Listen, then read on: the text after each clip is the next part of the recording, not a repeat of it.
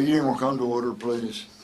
The notice requirements of the Open Public Meetings Act for this meeting have been satisfied. Would you take a second, turn off electronic equipment as we stand for the Pledge of Allegiance? Attention, salute. I pledge allegiance to the flag of the United States of America and to the republic for which it stands, one nation, under God, indivisible, with liberty and justice for all. Call the roll, please. Mayor Becker. Here. Commissioner Amadeo. Here. Commissioner Blumberg. I am here. We will go to department head reports. Dan, Chief Adams, why don't you begin?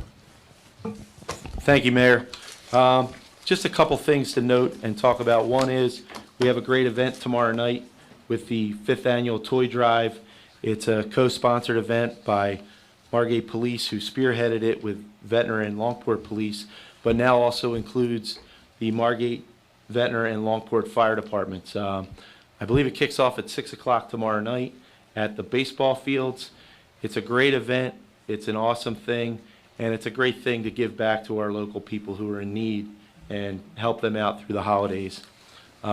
Two, I had posted, and it's up on our fire department Facebook page, and I sent it to Kelly, and she's working on getting it up on the city pages. There was an unbelievable story on Good Morning America last week, all about close before you doze and making sure your doors are closed. And what they had was one of the reporters was all suited up in fire gear. They went in through UL Laboratories and lit a fire in a living room, closed one bedroom door and left the other bedroom door open. And we used this campaign, and I thank the Philadelphia Fire Department last year when we brought it up, because they kicked it off and went with it. It is so important to close your door before you go to bed. The difference, and if you watch this video, and again, it's on the Margate Fire Department Facebook page, and it's out there, Good Morning America, if you Google it, the difference of smoke in the one room versus the other was tenfold. The parts per million were over 10,000 parts per million of carbon monoxide in the one room and very little in the other room. Survivable versus not surviving, and that's the difference. So I can't stress enough, especially around the holidays, and some other factors I came up with I thought were interesting. The 3 days of the year that the most candle fires occur, believe it or not, are Christmas Eve, New Year's Eve, and New Year's Day. Don't ask me why, but they're the 3 considered the highest amount when candle fires occur in homes. So we're around the holidays. We're coming up on the high holidays with the, the Jewish holiday of Hanukkah. Sorry, Mayor, I drew a blank there for a second. And I know people use real candles out there. It's a big candle day, Dan. But make sure you keep a clearance, and the clearance is like 3 feet from any type of device like that, of any combustible material, because the littlest thing can turn into something big fast. And that's what it showed you in this video as well. In a matter of 60 seconds, this fire grew in intensity tenfold. And it's all about having a plan. It's all about having working smoke detectors. And again, I'll reiterate, close your door before you go to bed. I used to always leave mine open until years back, and now it's closed all the time. It just buys you that extra time in the event that there is an emergency. So otherwise, be safe out there, and if you need anything from the fire department, we're here for you. Thank you. Thank you, Chief. Just to add on about the event tomorrow night, I believe the schools are also involved in that. So it's getting bigger and better every year. Lisa? Yeah, good afternoon. A few things I want to point out. Yesterday, I had mentioned previously that I was appointed to be on this ad hoc committee for the JIF and the MEL to address and develop policies and procedures and review claims that are going to be forthcoming due to recent legislation passed, the sexual abuse and molestation legislation, and also the cancer firefighter presumption law. Both laws really pose a potential liability to, entities, not just governmental entities, but a lot of entities. And it's something, there's a lot of questions. So yesterday was the initial meeting for this committee, and the attorney for the MEL presented a brief overview of both legislations. And just so you know a little bit about it, the sexual abuse and molestation, we discussed this previously, and I know notice was sent to the clerk because it's very important, depending upon, when these alleged claims came in, developed, it's going to determine what the coverage is. So it's important for us to look for records, and I know Johanna spent a lot of time looking through our records for previous insurance policies to see what type of coverage we had back then. So this legislation is going to be a large endeavor on the part of, various individuals who are going to be involved in doing research and protecting it. One of the things that was discussed is hiring certain experts to assist in this, like certain archivists to assist in research policies and things like that. But for the sexual abuse claim, what it did basically was extended the period of time or the statute of limitations by 35 years, where previously an individual had up until age 20. And now it's age 55. And then in certain situations, it might even be extended an additional 7 years to age 62. So it's basically anyone born after 1964 that would have a potential claim for this. The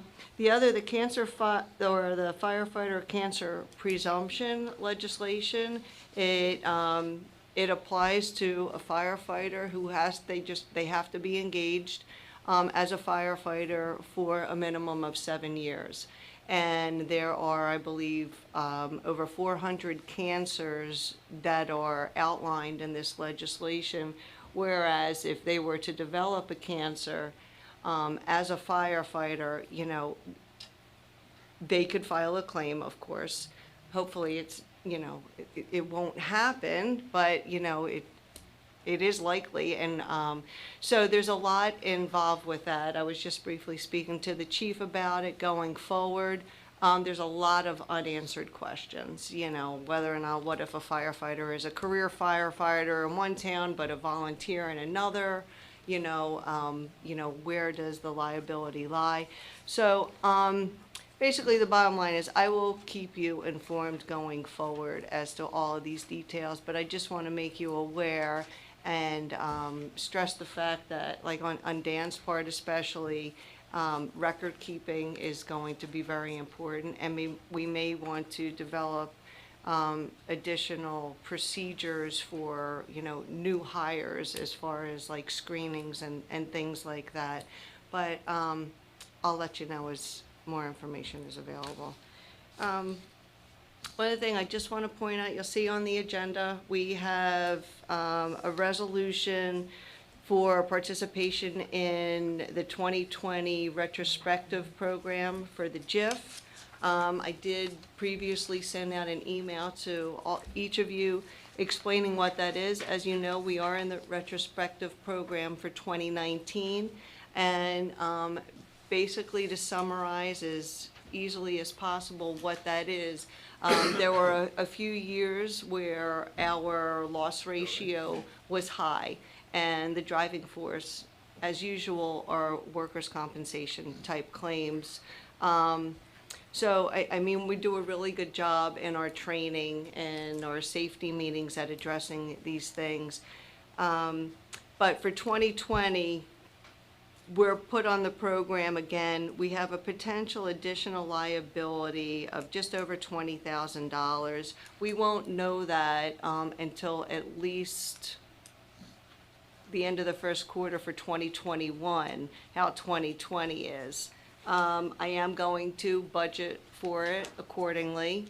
And by entering in the retrospective program, that means they're not increasing our assessment. We're just basically covering ourselves. We may have been under-assessed in those years where we had a poor loss ratio. It's really difficult to determine, what the cause was. But that's basically what it is. As of right now, there is just a potential liability of over $20,000. For 2019, the current year, As I said before, we will know more after the first quarter report of 2020, how we stand for this year. But so far, as of September 30th, our loss ratio, the JIF loss ratio, was at just 15.4%, which is good. So at this point, if things remain the same and it continues to trend in that direction, and we keep our claims low, then we will not be responsible to pay that additional assessment. What else, Rich? Did you want me to? There's another resolution that relates to me. It's for CBIZ Retirement Services, just to award a contract to them to perform an actuarial valuation for our lifeguard pension plan, and to prepare the necessary statements that we're required to distribute on an annual basis. And that's the basis of that. But the funding for that continues to increase. I monitor it on a regular basis. If you have any other questions, please let me know. That's all I Thank you, have. Lisa. Thank you. Rich?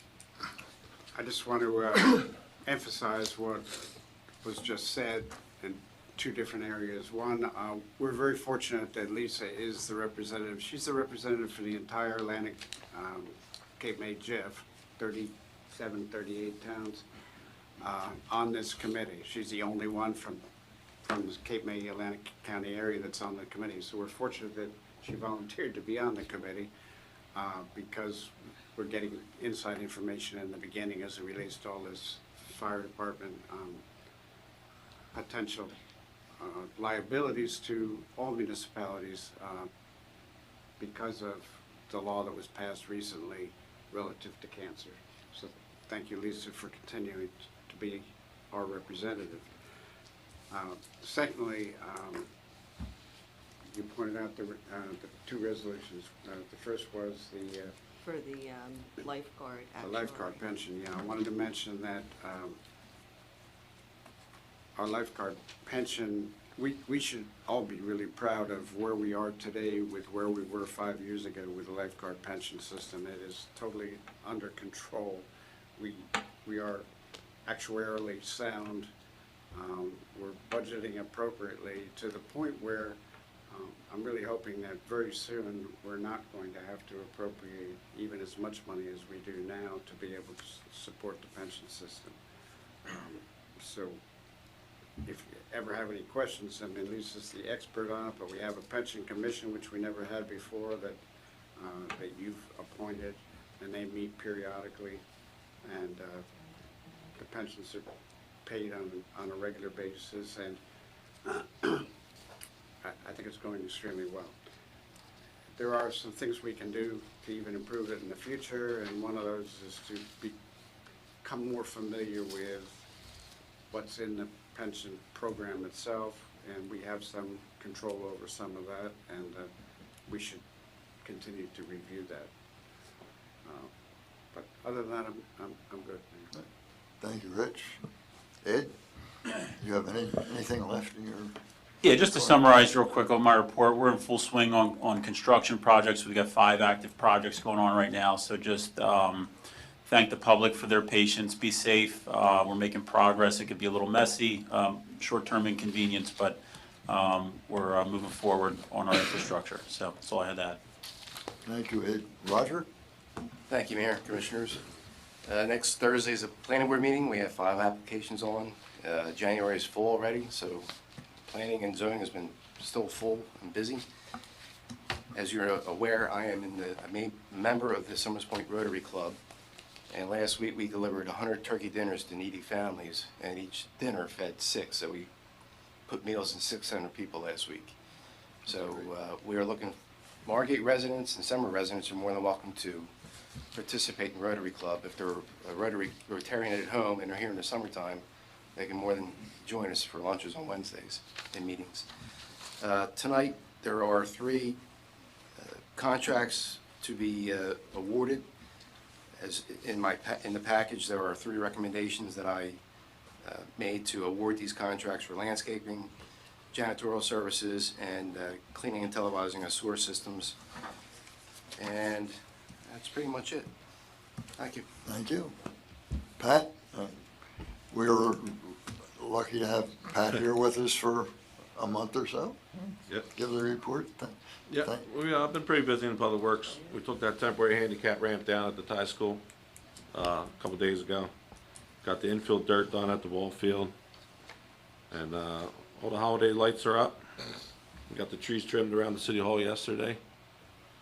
And Rich wanted me to speak about the Resolution 261 about the 2020 Freightliner truck. Under the co-op, what we have to do is buy the chassis from one company, and once they get that in, we have to do another resolution for another company for the plow spreader and the body. That's all I got. Thank you, Pat. Scott? We have two items on for closed session, which involve the conclusion of the bulkhead at Lamberti's, which we'll go over some final details, which I look forward to going with you. That seems to be going very well. We also will be talking about another item on a street closure, but that'll be in closed session. So that's basically all I have for tonight. Thank you, Scott.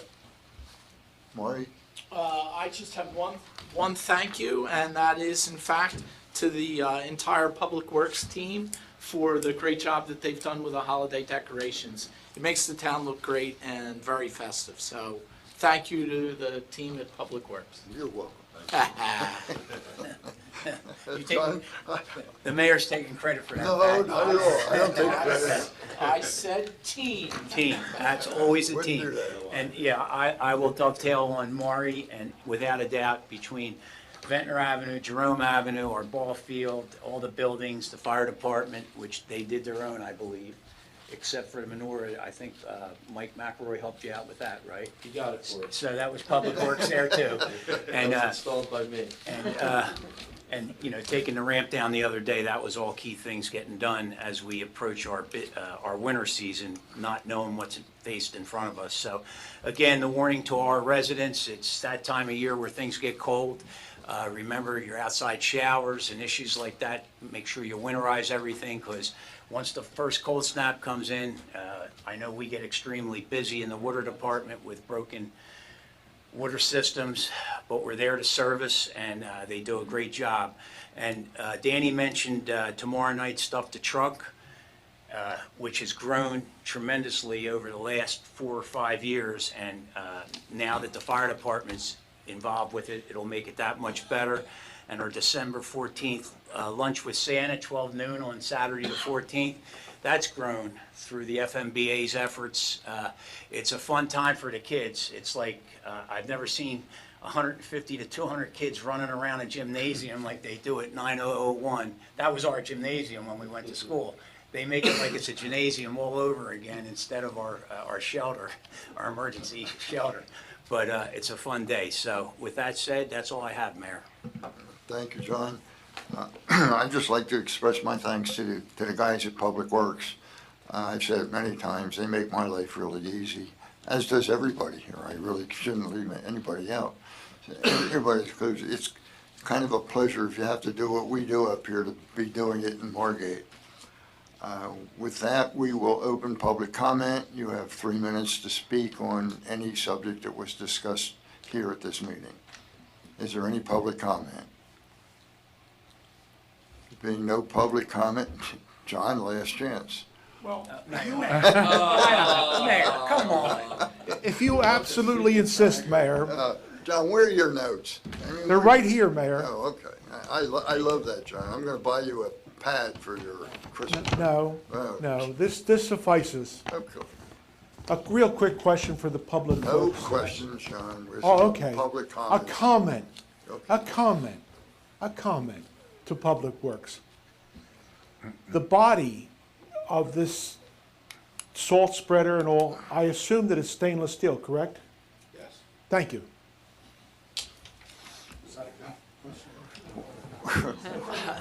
I'll make a motion, we close the public. I'll second. Mayor Becker? Yes. Commissioner Amadeo? Yes. Commissioner Blumberg? Yes, Is there a motion to adjourn the work session? I'll make that motion. I'll second it. Mayor Becker? Yes. Commissioner Amadeo? Yes. Commissioner Blumberg? Yes. We